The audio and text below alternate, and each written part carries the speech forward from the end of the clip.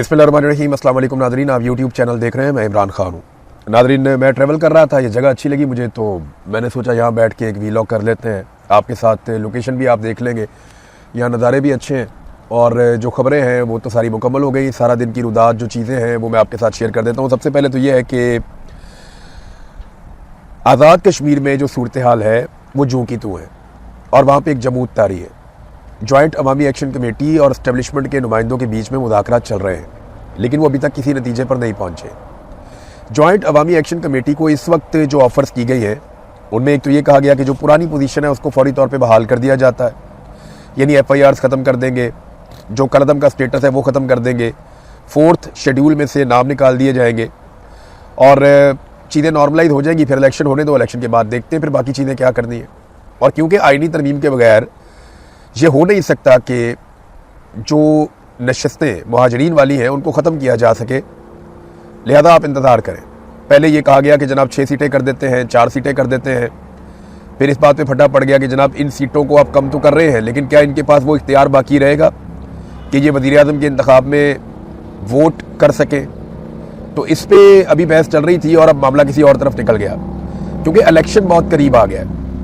अब चंद दिन के बाद जो है वो इलेक्शन है, यानी 2 दिन के बाद इलेक्शन है आज़ाद कश्मीर में। जो पहला मरहला है वो होने वाला है इलेक्शन का। अब इसमें आज़ाद कश्मीर के लोग तो बिल्कुल ही इररेलेवेंट हैं। सिक्योरिटी फोर्सेस की बहुत बड़ी तादाद मीरपुर में पहुंचा दी गई है, क्योंकि मीरपुर डिवीज़न में पहला मरहला है इलेक्शन का और शदीद खौफ व हरास और दबाव का माहौल है जिसके अंदर ये इलेक्शन करवाने की कोशिश की जा रही है। जब से पाकिस्तान बना है या आज़ाद कश्मीर आज़ाद हुआ है भारत के कंट्रोल से, तब से लेकर अब तक कभी भी ऐसा नहीं हुआ कि इलेक्शन इस माहौल में आज़ाद कश्मीर में हो रहा हो। इस मरतबा वाकई बहुत खौफ व हरास है और वहाँ पे इलेक्शन करवाने की कोशिश की जा रही है। कुछ मुतालबात ऐसे हैं आज़ाद कश्मीर के लोगों के, चले ये 2 चीज़ें आप कबूल कर लें और उसके बाद बाकी चीज़ें बाद में करते हैं, लेकिन ब्रिगेडियर फाइक को और IG जो वहाँ पे लगाए गए हैं इन दोनों को हटाने का मुतालबा भी किया गया था कि जो सेक्टर कमांडर ब्रिगेडियर फाइक हैं जिन्होंने इन सारे ऑपरेशंस को लीड किया, उन्हें आज़ाद कश्मीर से हटाया जाए और साथ में कहा गया कि IG को भी हटा दिया जाए। तो इन 2 लोगों को वहाँ से नहीं हटाया गया, ये मुतालबा तस्लीम नहीं किया गया, जिसके बाद शकूक व शुबहात बढ़ जाते हैं कि अगर ये इलेक्शन करवाने में कामयाब हो जाते हैं और अपनी मर्जी की हुकूमत मुसल्लत कर देते हैं तो उसके बाद क्या होगा। अच्छा, ज्वाइंट अवामी एक्शन कमेटी को यह भी कहा जा रहा है कि आप लोगों को कहें कि वो निकल कर वोट डालें और आप अपने नुमाइंदे भी खड़े कर दें बेशक इलेक्शन में, क्योंकि एस्टेब्लिशमेंट को पूरा यकीन है कि अगर ज्वाइंट अवामी एक्शन कमेटी इलेक्शन में आ गई तो PTI भी आ जाएगी। और धांधली का तो पूरा बंदोबस्त किया गया है। फॉर्म 47 जारी करके PTI और ज्वाइंट अवामी एक्शन कमेटी को फारिग करेंगे और पीपल्स पार्टी और PMLN को एक मिली जुली सरकार वहाँ पे बनाकर दे देंगे दूसरी जमातों के साथ मिलाकर। इस्तेकाम पार्टी को भी जोड़ दिया गया है मुस्लिम कॉन्फ्रेंस के साथ ताकि वो ज़्यादा बेहतर परफॉर्म कर सकें, उनकी सीटें जस्टिफाई हो सकें। तो ये मिलिट्री एस्टेब्लिशमेंट का सारा खेल है जो वहाँ पे खेल रही है। आज़ाद कश्मीर के जो वकला हैं, आज़ाद कश्मीर बार कौंसल, उन्हें बड़ी देर के बाद होश आई है। यानी वकला तो ओवरऑल पाकिस्तान में वकला में करंटी ख़त्म हो गया। जुडिशरी की जो हालत है, जो पाकिस्तान की अदलिया के साथ हो चुका है, वही आज़ाद कश्मीर में भी अदलिया के साथ हो रहा है। वकला वहाँ पे भी उतनी जिम्मेदारी ले रहे हैं जितनी पाकिस्तान में ले रहे हैं। अब आज़ाद कश्मीर की जो बार कौंसिल है वो अब खड़ी हो गई और वो ये कह रहे हैं जनाब कि बड़ी ज्यादती हुई है, इलेक्शन एक ही मरहले में होना चाहिए, ये 3-3 दफ़ा इलेक्शन करवा के अब ज्यादती कर रहे हैं। देखिए, पूरे पाकिस्तान में जो इलेक्शन है वो एक दिन में हो जाता है, लेकिन आज़ाद कश्मीर के इलेक्शन को 3 मराहिल में करवाने का मकसद क्या है? वजह यह है कि वहाँ पर निज़ाम कंट्रोल में नहीं है, अवाम कंट्रोल में नहीं है और इस इलेक्शन के नतीजे में वो नताइज हासिल करने हैं जो एस्टेब्लिशमेंट चाहती है, तो फिर उनको मरहला वाइज करना पड़ेगा, एकदम वो कर नहीं पाएंगे। नाज़रीन, सबसे ज़्यादा जो मैं इंटरेस्टिंग चीज़ देख रहा हूँ वो बिलावल की स्टेटमेंट है। बिलावल स्टेटमेंट ऐसे देता है जैसे सारी ज़िंदगी हो गई इस खानदान को कभी आज़ाद कश्मीर में हुकूमत ही नहीं मिली। यानी लंबा अरसा हो गया बिलावल और उसकी जमात की आज़ाद कश्मीर में हुकूमत रही है। आज भी जो हुकूमत है आज़ाद कश्मीर में वो बिलावल की पॉलिटिकल पार्टी पीपल्स पार्टी की है, लेकिन वो तकारीर ऐसे करते हैं जैसे कि उन्हें कभी यहाँ मौका ही नहीं मिला। हम ये दे देंगे, हम वो दे देंगे, हम ये कर देंगे, हम वो इनकलाब ले आएंगे। भाई, आपने कुछ करना होता तो गुज़िश्ता 40-50 साल से आप मुसल्लत हैं। आज़ाद कश्मीर में आप और मुस्लिम लीग नून लगातार हुकूमत करते चले आ रहे हैं, तो आज तक आप कुछ ना कुछ तो कर देते आज़ाद कश्मीर के लोगों का, क्योंकि आज तक आपने आज़ाद कश्मीर के लोगों के लिए कुछ नहीं किया तो लोग आप पे भरोसा क्यों करें? और लोग भरोसा कर भी नहीं रहे। मैं सीरियसली आपको बता रहा हूँ, अगर फ्री एंड फेयर इलेक्शन होते तो पीपल्स पार्टी 2-3 सीटों तक भी शायद बहुत मुश्किल से पहुँचती। इन हालात में जॉइंट अवामी एक्शन कमेटी और PTI अगर इलेक्शन लड़ते तो वो स्वीप कर जाते। PMLN के हालात तो बिल्कुल ही ख़राब है ना।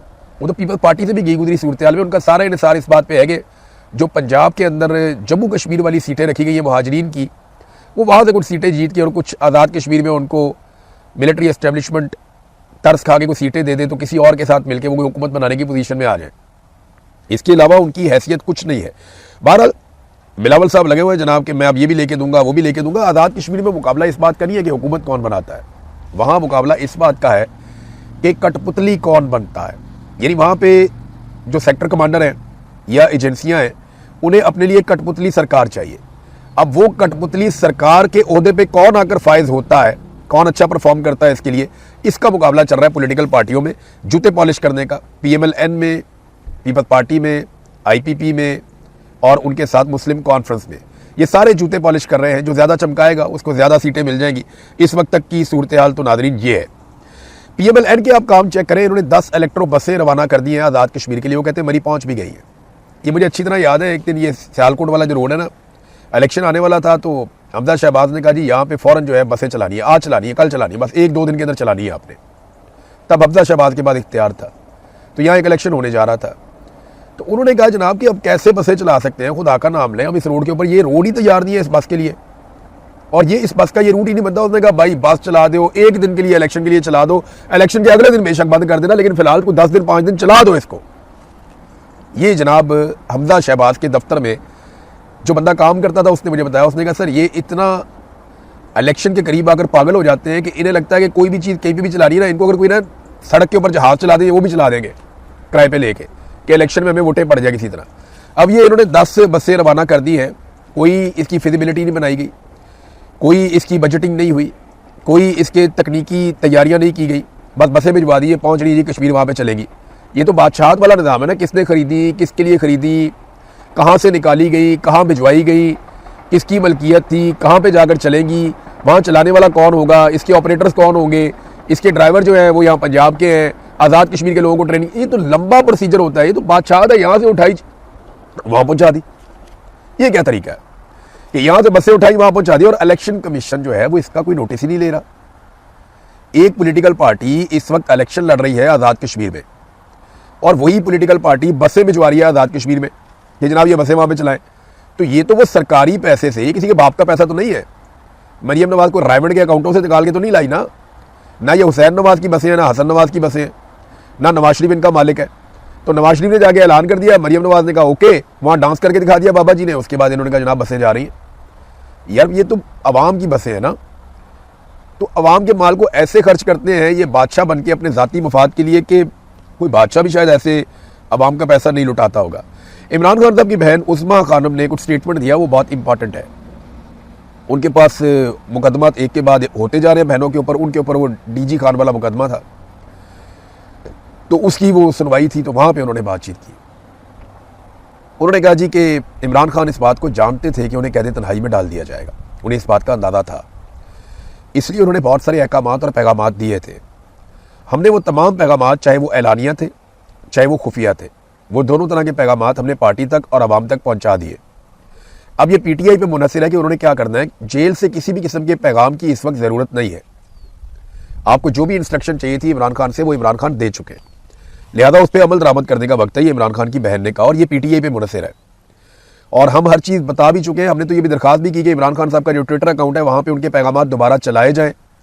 जिस पे ये नहीं किया गया तो हमारी दरख्वास्त है पाकिस्तान तहरीक इंसाफ के कारकुनों से, उन्होंने कहा कि वो इमरान खान साहब के जो पुराने बयानात हैं जो उन्होंने दिए थे उस दौर में, वो निकाल कर चलाएं, ताकि पता चले कि इमरान खान ने कौन सी वाज़े इंस्ट्रक्शंस दी थी। बहरहाल तहरीक इंसाफ ने पेशावर में जलसा करने का फ़ैसला किया, तो क्या इस जलसे के बाद वो एक तहरीक का आगाज़ कर पाएंगे। देखिए मार्जिन ही बहुत थोड़ा रह गया सुहेल अफरीदी के पास। सुहेल अफरीदी के पास बहुत बड़ा मौका था कि वो लाखों नौजवानों की एक तगड़ी तंजीम साजी करते, नौजवानों को इकट्ठा करते, गली गली मोहल्ले मोहल्ले वो भेजते अपने लोगों को, खुद भी वक्तन फ़वक्तन जाते, एक पूरी स्ट्रीट मूवमेंट का एक स्ट्रक्चर खड़ा करते। उन्हें पता होता कि मैं कब आवाज़ दूंगा तो किस शहर से कितने लोग निकलेंगे, किस शहर से कितने लोग निकलेंगे, कितनी बड़ी तादाद में लोग निकल कर बाहर आएंगे। उनको इस बात का आइडिया होना चाहिए था कि मैं 10 लाख, 15 लाख, 22 लाख, 25 लाख, कितने लोग मैं इकट्ठे कर सकता हूँ। और पाकिस्तान तहरीक इंसाफ के लिए नौजवानों को इकट्ठा करना कोई प्रॉब्लम नहीं था। उस वक्त उम्मीद भी बहुत थी जब सुहेल अफरीदी नए नए आए थे, लेकिन उस उम्मीद को सुहेल अफरीदी साहब ने कुछ ऐसी पॉलिसीज़ पे अमल किया कि मायूसी में बदल दिया। लेकिन अभी भी सारा कुछ कभी भी ज़ाया नहीं होता। आपके पास हमेशा एक मौका होता है कि आप निकलें और निकल के साबित करें अपने आप को। तो सुहेल आफरीदी अब ये जलसा करने जा रहे हैं पेशावर के एक स्टेडियम में, तो क्या यहाँ से एक तहरीक शुरू हो सकती है? जी बिल्कुल हो सकती है। और कहा भी ये जा रहा है कि शायद वो लॉन्ग मार्च का ऐलान करेंगे, वो तारीख देंगे, फलानी तारीख को हम लॉन्ग मार्च में आएंगे, या लोग तैयारी पकड़े हमने निकलना है। हो सकता है कि सुहेल आफरीदी ये भी कह दें, हो सकता है वो कोई डेडलाइन दे दे।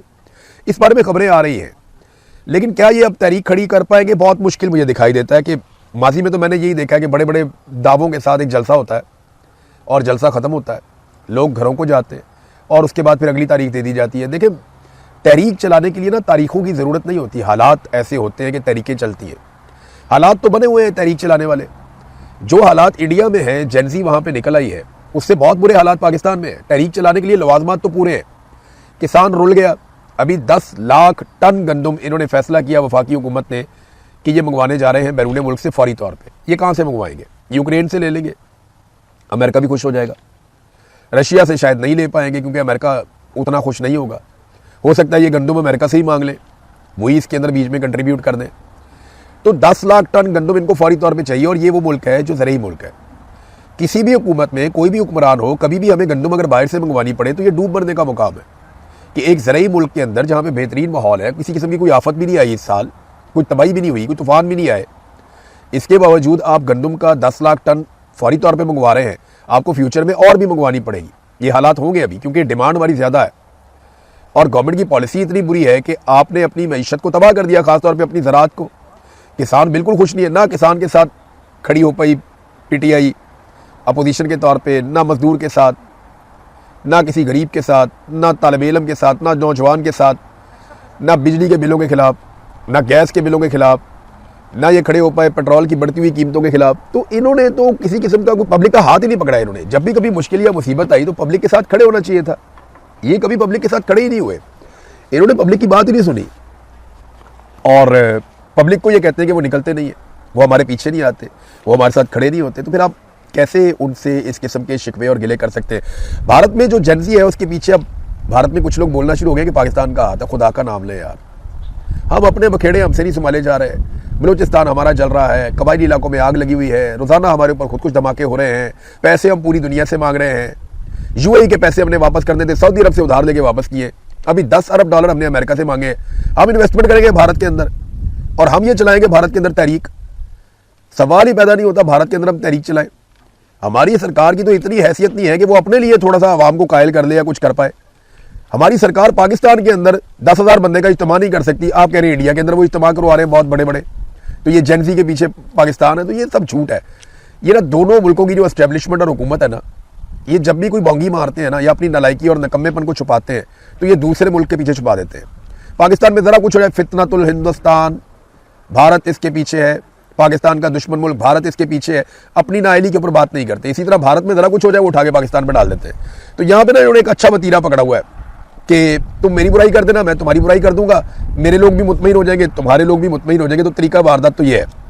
इमरान खान की हम बात कर रहे थे, तहरीक की बात कर रहे थे, तो तहरीक जो है वो तारीखों की मोहताज नहीं होती। हालात ऐसे बन जाते हैं कि तहरीक चल पड़ती है। हालात तो बने हुए हैं, क्या तहरीक इंसाफ चला पाएगी? अब तक का ट्रैक रिकॉर्ड कहता है कि मुश्किल है। लेकिन मायूसी तो बिल्कुल भी नहीं होनी चाहिए। कभी कभी आपको थोड़ी सी उम्मीद रखनी चाहिए कि शायद कोई तहरीक चले और ह्यूमन राइट्स के लिए आवाज़ उठाई जाए। सुप्रीम कोर्ट ने एक बड़ा अजीब काम कर दिया। जब ऐसे काम होते हैं ना तो फिर और ज़्यादा अदलिया से मायूसी होती है। सुप्रीम कोर्ट का एक बेंच बना था 3 रुकनी, जस्टिस मोहम्मद अली मजहर साहब इनकी सरबराही में। ये 3 रुकनी बेंच ने फैसला ये दिया है कि नैब के जो केसेस हैं इनके ऊपर जब ये सुप्रीम कोर्ट में केसेस आएंगे ना जमानत के लिए, तो ये सुप्रीम कोर्ट ऑफ पाकिस्तान नहीं सुनेगी बल्कि आईनी अदालत सुनेगी। वफाकी आईनी अदालत ये केस सुनेगी। अब आईनी अदालत में सारे जजेस अपनी मर्जी के मिलिट्री एस्टेब्लिशमेंट ने बिठाए हुए हैं। उन्हें तो अगर कोई छोटा मोटा फौजी ऑफिसर भी फैसला लिखकर लाकर दे दे तो वो पढ़ के सुना देंगे। आईनी अदालत की औकात इतनी है और वो दिखाई भी देती है। जिस तरह उन्होंने मखसूस नशिस्तों का मामला किया, जिस तरह उन्होंने फौजी अदालतों का मामला किया कि सिविलियंस को वो सजा दे सकती है, तो वो आईनी अदालत कुछ भी कर सकती है। अब ये फैसला जस्टिस मोहम्मद अली मदर साहब ने 3 रुकनी बेंच ने फैसला क्यों दिया? देखिए, ये फैसला इमरान खान से जान छुड़ाने के लिए कि इमरान खान का केस सुप्रीम कोर्ट में आए ही ना, क्योंकि अल्टीमेटली इमरान खान का case supreme court of Pakistan में आना था, लेकिन उसको आईनी अदालत में भेजा जाएगा। ये नैब के केसेस की अपीलें अब आईनी अदालत में जमानत के मामला जाएंगे। इस्लामाबाद हाई कोर्ट ने यह तय कर दिया है कि उन्होंने इमरान खान को और बुशरा बीबी को सजा देनी ही देनी। अब जो मर्जी कर ले उन्होंने सजा देनी ही देनी है। क्योंकि अदलिया को कंप्रोमाइज़ किया गया है, बाहर से जजेस लाके इसीलिए बिठाए गए हैं ताकि जितना हो सके उनको सज़ा दी जा सके। उन्हें सज़ा दी जाएगी जब वो ज़मानत के लिए आएंगे सुप्रीम कोर्ट में, तो सुप्रीम कोर्ट कहेगी जी हमारा फैसला मौजूद है, ये मामला आप आईनी अदालत में ले जाएं। अब आईनी अदालत पाकिस्तान की मिलिट्री एस्टेब्लिशमेंट ने बनाई ही इसलिए है कि वो अपने काम करवा सके, तो वो आईनी अदालत इमरान खान और बुशरा बीबी को कभी भी ज़मानत नहीं देगी, बल्कि जो आसिम मुनीर साहब चाहेंगे वो मामला बिल्कुल वैसे ही कर देंगे, बिल्कुल वैसे कर देंगे। अब आप जो मर्जी कर लें, उल्टे लटक जाएं, सीधे लटक जाएं, आईनी तरामीम के बाद आपके पास कोई रास्ता नहीं है सिवाय इसके कि आप अवामी ताकत से इस टोले को इक़्तिदार के ऐवानों से निकाल के बाहर फेंक दें। इसके अलावा आपके पास कोई रास्ता नहीं। सिस्टम के अंदर इन्होंने इतने शिकंजे लगा दिए हैं कि अब सिस्टम के अंदर रहते हुए आप इन चीज़ों को ठीक नहीं कर सकते, या इन चीज़ों के ऊपर आप किसी भी किस्म की उम्मीद नहीं रख सकते कि जनाब अदालत से ये मिल जाएगा, पार्लिमान से ये मिल जाएगा, बतौर अपोजिशन हम ये हासिल कर, कुछ भी नहीं कर सकते। आपको अवामी ताकत के साथ खड़े होना पड़ेगा, आज हो जाए साल बाद हो जाए। नाज़रीन, सऊदी अरब वाली खबर मैं आपको बार बार देता रहता हूँ, उसमें एक डेवलपमेंट है वो मैं आपके सामने रख देता हूँ। वहाँ पे डॉक्टर साद अल फकिया हैं, ये सऊदी अरब के अपोजिशन लीडर के तौर पे इन्हें लिया जाता है। इन्होंने ना सऊदी अरब और अमेरिका का जो एटमी मुआहदा होने जा रहा है उसकी हकीकत बयान की है अपने एक स्टेटमेंट में। वो ये कहते हैं कि ये जो एटमी प्लांट लगाया जाएगा या मनसूबा लगाया जाएगा, ये सऊदी सरजमीन पे अमरीकी इसको तामीर करेंगे, अमरीकी ही इसको चलाएंगे, इसमें सऊदी अरब का कोई भी बंदा नहीं होगा। इसके अंदर क्या जाता है प्लांट के और इसके अंदर से बाहर क्या आता है, इसका मुकम्मल कंट्रोल अमरीकियों के पास होगा। लेकिन 113 अरब सऊदी रियाल इसके ऊपर जो लागत आएगी वो सऊदी अरब देगा। सऊदीया का इसमें वाहिद किरदार सिर्फ इतना ही है जितना कि अमरीकी अड्डे सऊदी अरब में है, जैसे वो होंगे वैसे ही ये प्लांट भी यहाँ पे होगा, तो इसमें हमारा कोई ऐसा सऊदी अरब का किरदार नहीं है, उन्होंने ये कहा। ये स्टेटमेंट नाजरीन उस वक्त सामने आया जब डोनाल्ड ट्रंप की जानिब से ये लगातार दबाव डाला जा रहा है कि इस एटमी मुआहदे के लिए सऊदी अरब को इसराइल को तस्लीम कर लेना चाहिए। इस पर हम नजर रखेंगे। अब तक के लिए इतना ही। अपना ख्याल रखिएगा, अपने इस चैनल का भी। अल्लाह हाफ़िज़।